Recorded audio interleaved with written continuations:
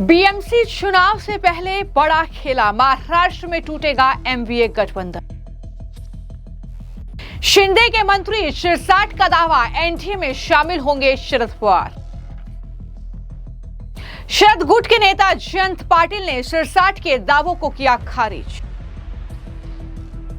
महाराष्ट्र में मुंबई महानगर पालिका चुनाव में अब सियासी वार पलटवार, दल बदलने का सिलसिला तेज हो गया है। कुछ नए गठबंधन भी आने वाले वक्त में देखने को मिलेंगे और बड़ी खबर सामने आ रही है कि बीएमसी चुनाव से पहले एक और बड़ा खेला महाराष्ट्र में हो सकता है। शिंदे गुट के मंत्री संजय सिरसाट ने यह दावा किया है कि शरद पवार एनडीए में शामिल हो सकते हैं। ये बड़ी जानकारी सामने आई है। ये संकेत संजय सिरसाट की तरफ से दिए गए हैं। खबर सामने आई है कि नगर निगम में गठबंधन के लिए शरद पवार की एनसीपी अजीत पवार के नेतृत्व वाले एनसीपी गुट से बातचीत कर रही है।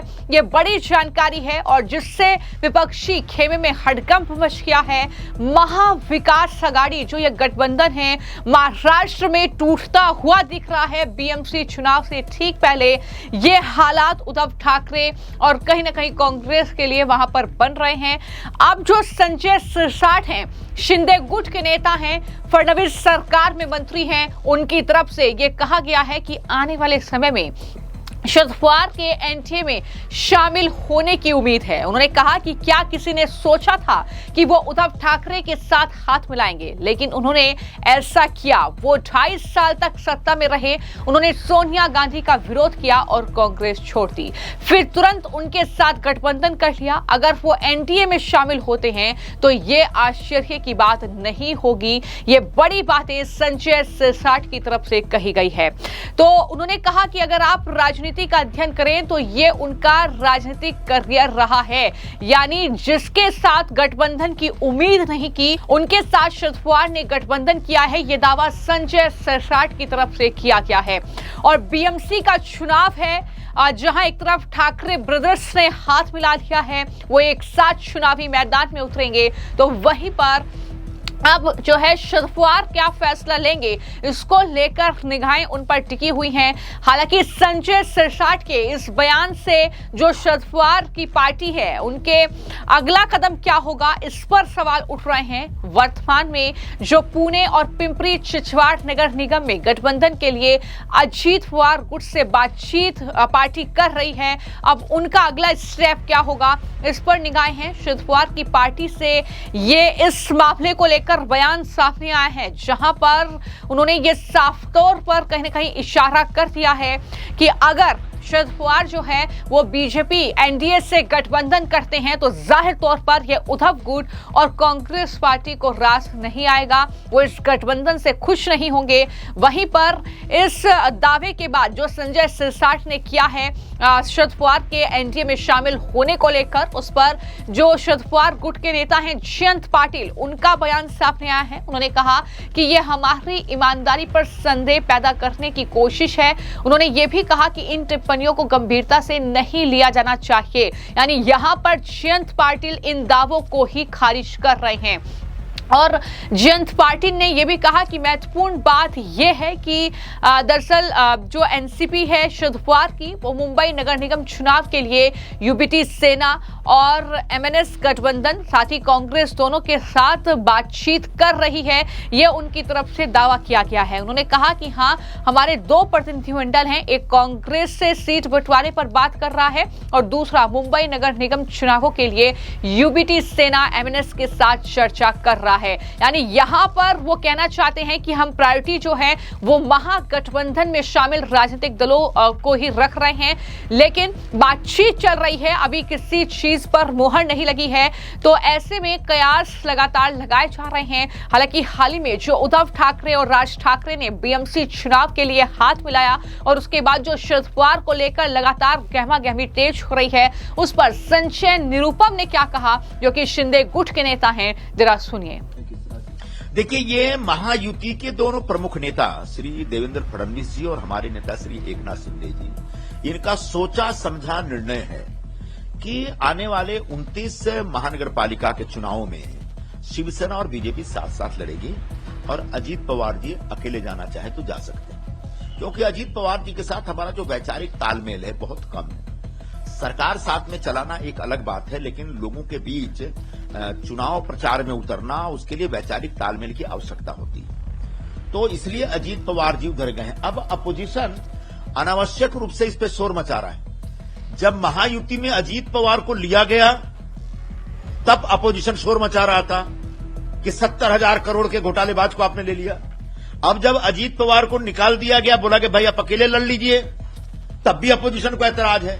तो अपोजिशन बार बार फर्जी लेवल पे जो नैरेटिव तैयार करता है उसके जाल में खुद ही वो फंस जाते हैं।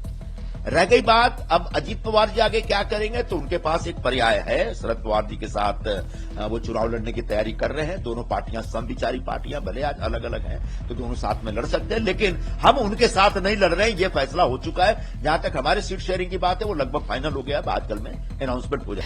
तो आपने शिंदे गुट के नेता संजय निरुपम को सुना, जो साफ तौर पर कहीं ना कहीं ये कह रहे हैं कि हमारा गठबंधन तय है, हमारे जो नेता हैं वो इस बात को तय करेंगे कि किस तरीके से ये बीएमसी का चुनाव लड़ना है।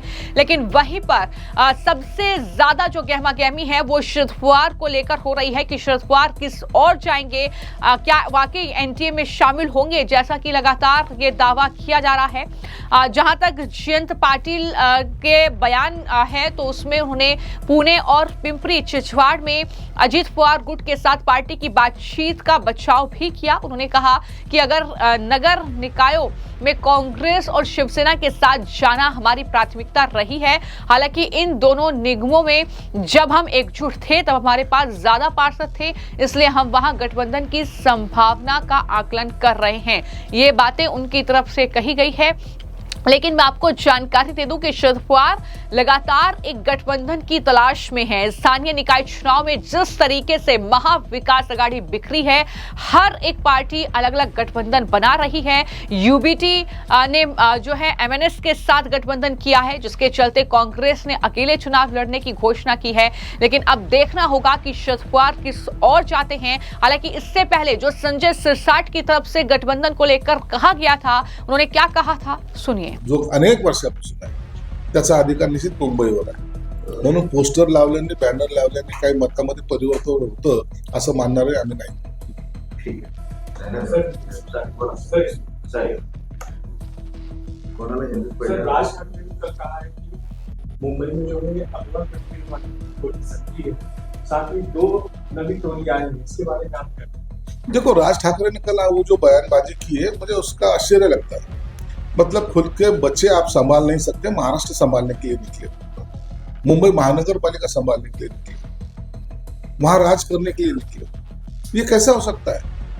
बच्चे भी नहीं संभाल पाते आप। बच्चे बड़े हो चुके हैं। आज वो तुम्हारे जो नीतियां है, तुम्हारे जो बातें हैं, वो उनको पसंद नहीं है, इसलिए वो घर छोड़ के जा रहे हैं, ना कि भाग के जा रहे हैं। वो घर छोड़ के दूसरे घर पे अलग से अपना घर में एंट्री कर रहे हैं। सर, मुंबई में जो है पोस्टरबाज शुरू हो चुका है। मन से एक नेता है संदीप देशपांडे ने पोस्ट किया है कि मराठी का अपमान करोगे तो पटेगे वीटो।